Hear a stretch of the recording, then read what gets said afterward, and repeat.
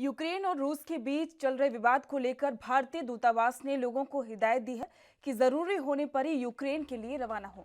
लगभग 20,000 भारतीय यूक्रेन में इस वक्त हैं, जिनमें से 18,000 के लगभग छात्र हैं। हिमाचल प्रदेश से भी सैकड़ों की संख्या में छात्र यूक्रेन में पढ़ाई कर रहे हैं।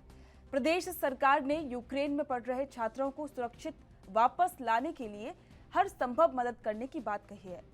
प्रदेश के शिक्षा मंत्री गोविंद सिंह ठाकुर ने कहा है कि भारतीय दूतावास ने विवाद के बढ़ते मद्देनजर लोगों को यूक्रेन से अपने देश की तरफ लौटने का आग्रह भी किया है।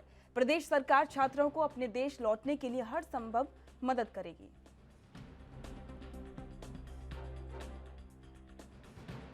यूक्रेन में इस समय लगभग 20,000 भारतीय नागरिक हैं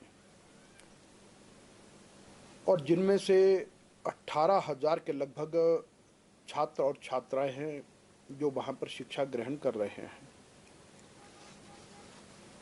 और अभी तक इस प्रकार की बात आई नहीं है कि जिसके कारण से कि उन्होंने कोई अभी तक कहा है कि हमको कोई समस्या आ रही है या कोई कठिनाई है।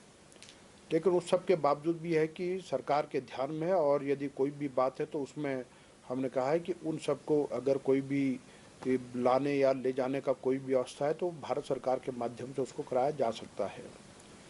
और अभी वर्तमान में जो यूक्रेन और रूस के बीच में जो तनाव चल रहा है उस तनाव के कारण से ये स्थिति पैदा हो गई है।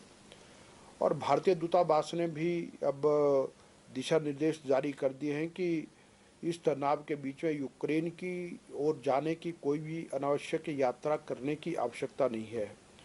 और फिर जो छात्र वहाँ पर शिक्षा ग्रहण कर रहे हैं तो उसके लिए भारतीय दूतावास ने भी ये कहा है कि वो छात्र भी प्रयासपूर्वक अब अपने देश को लौटने की कोशिश करें और यदि कोई कठिनाई आती है तो भारतीय दूतावास के ध्यान में ला सकते हैं और उसमें भारत सरकार